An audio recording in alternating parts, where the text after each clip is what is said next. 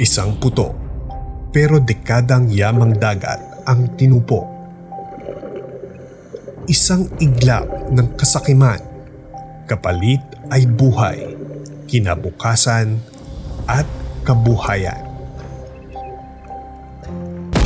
Sa bawat pagsabog, sa bawat ilegal na huli, ang dagat na dapat ay buhay, nagiging libingan. Ito ang ating laban. Ito ang labang hindi pwedeng talikuran. Ito ang laban kontra IUU fishing. Illegal, unreported, unregulated fishing. Isa lang ang dinamita sa mga uri ng ilegal na pangingisda na walang pakundangan sa batas, sa buhay o sa kinabukasan.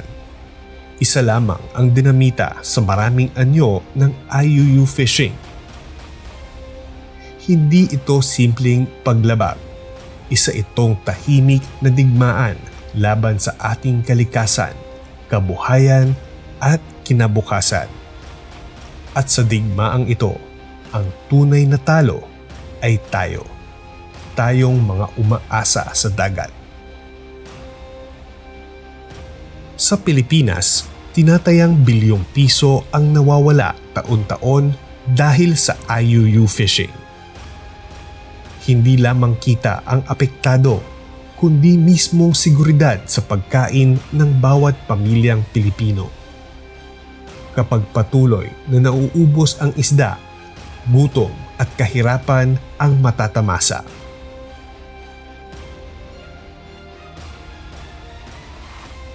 Nung nagsimula po akong mangisda, talamak po ang illegal fishing dito sa bayan ng Sual. Kagaya po ng dinamita, cyanide. Kaya mahina po ang huli ng mga naglalambat. Masama po ang illegal fishing kasi po pati yung mga maliliit na isda nadadamay. Wala na pong lalaki. Kaya sana po iwasan na po natin yung mga illegal fishing gaya ng pagpaputok, cyanide para po lalong dadami yung isda natin.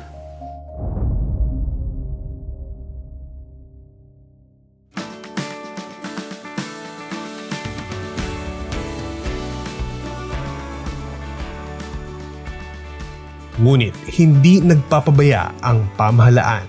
Sa tulong ng Fish Corps Project, sinimulan na ang isang mas malawakang, mas sistematikong laban kontra IUU fishing.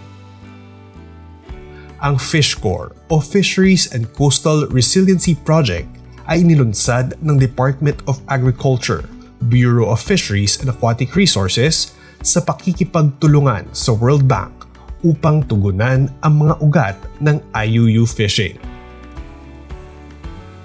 Sa pamamagitan ng maayos na pamamahala, makabagong teknolohiya at pakikilahok ng komunidad. Ang una ay nais nating maintindihan ang kasalukuyang kalagayan ng mga critical na habitat o yung mga kabahayan ng isda sa mga munisipyo. At magmula doon ay babalangkasin natin ang mga programa kung paano ito mapagyayaman.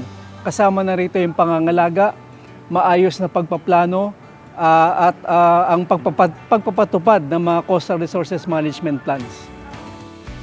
Sa ilalim ng proyekto, pinapalakas ang Monitoring, Control and Surveillance o MCS, ang mismong sandata ng pamahalaan sa pagsugpo sa ilegal na pangingisda.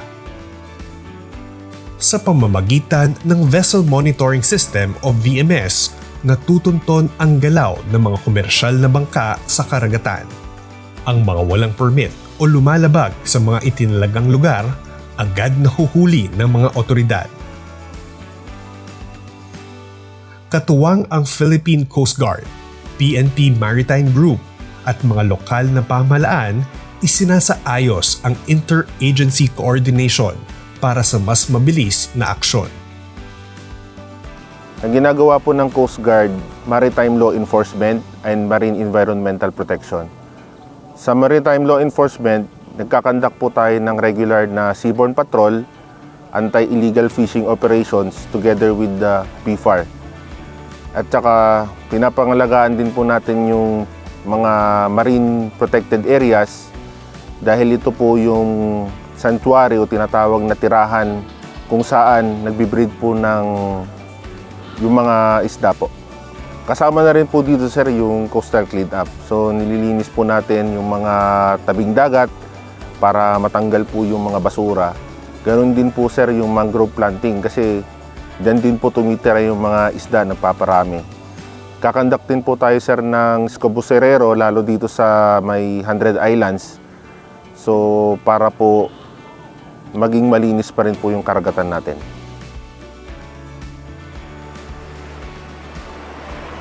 Sa mga baybayin, muling binuhay ang bantay dagat, ang mga tagapagtanggol ng karagatan sa antas ng barangay. Sila ang unang nakakarinig ng dinamita. Sila ang unang nakakakita ng mga ilegal na pamamalakaya. Sila ang unang rumiresponde. So, nung nagpatraining yung munisipyo ng bantay dagat, ako po'y sumali para makontrol ang illegal fishing.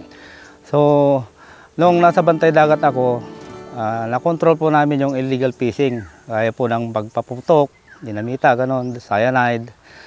At unti-unti pong gumanda yung huli namin sa pangisda. Ang laban kontra IUU ay hindi lang teknikal, ito rin ay panlipunan. Isang usapin ng tao, pamilya at kinabukasan. Kaya't pinalalawak ng Fish Corps ang edukasyon at suporta sa mga mangingisda upang maitaguyod ang legal, masinop at responsableng pangingisda.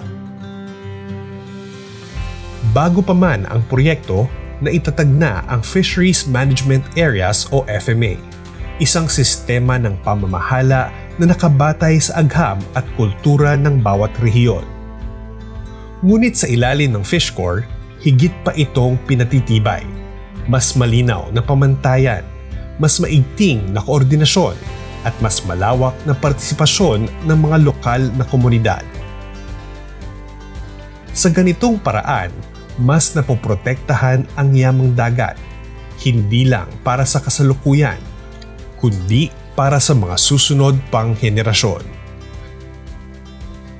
Ang layunin, protektahan ang mga lugar na sensitibo, tukuyin ang tamang panahon ng pangingisda at tiyaking may isda pa para sa mga susunod na henerasyon. Noon 1980s dito talagang hindi mo maalis yung illegal fishing. Yung kasi ang alam nila noon.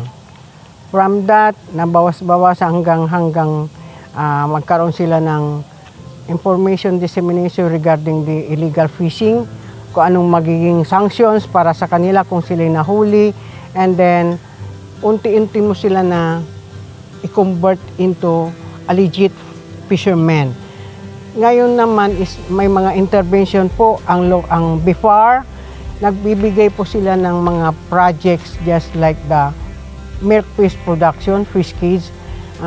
Last year, mayroon ho kami natanggap na fish cage operation nila worth 10 million. And then yung mga ibang association naman dyan is mayroon mga seaweeds production, mga oyster na nandoon sa Baybay Shore ngayon na yun is siya na yung producer ngayon. Pwede pa silang ng unshelled at saka shelled. Nagtitinda sila doon along the road para doon na kasi yung kanilang kwan. Alam na kaagad yung mga tao na kung saan sila bibili na ngayon ng mga oyster. At ngayon, naantay lang namin yung ibibigay nila pang mussels ulit para maranasan namin dito rin yung may mussels tayo. Kaya itong mga bagay na to na ginagawa namin dito sa SWAL is para matugunan at malabanan natin yung mga illegal na yan ang maging intervention nila para sa ganun maganda yung kanilang kabuhayan. Hindi madali ang laban. Minsan may banta, minsan may takot.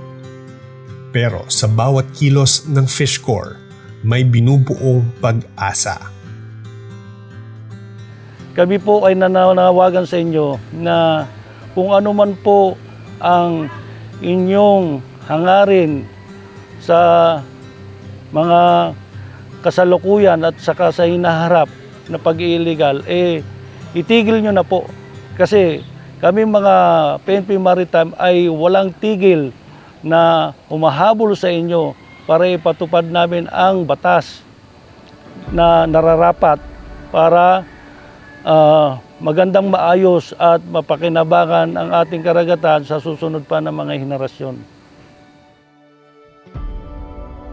Kami po ay nag-aanyaya sa lahat ng ating mga partners, lalo na ang ating mga LGU at ang mga mangingisda sa ating mga project site na suportahan ang Fish Corps Project. Napakaganda ng layunin ng ating proyekto dahil ang makikinabang dito ay ang lahat at sinisiguro natin na ang kapakanan ng mga maliliit na pangisdaan o small scale fishers ay nasa gitna at unahan ng agenda ng ating Fish Corps Project. Ang IUU fishing ay isang salot na kayang malagot kung tayo ay magtutulungan para sa kaunlaran. Pamahalaan, mangingisda, mamamayan. Lahat may dapat gampanan. Kung isang putok ay kayang tumupok, isang panata ay kayang magbigay biyaya. Kung isang iglap ng kasakiman ay kayang pumatay, ang isang iglap ng pagkakaisa ay tungo sa katiwasayan. Kung bawat pagsabog ay nagdudulot ng libingan, ang bawat pagtindig natin ngayon ay magbabalik ng buhay sa dagat at kabuhayan. Ito ang panata ng Fish Corps. Bantayan ang dagat. Bantayan ang kabuhayan. Bantayan ang kinabukasan.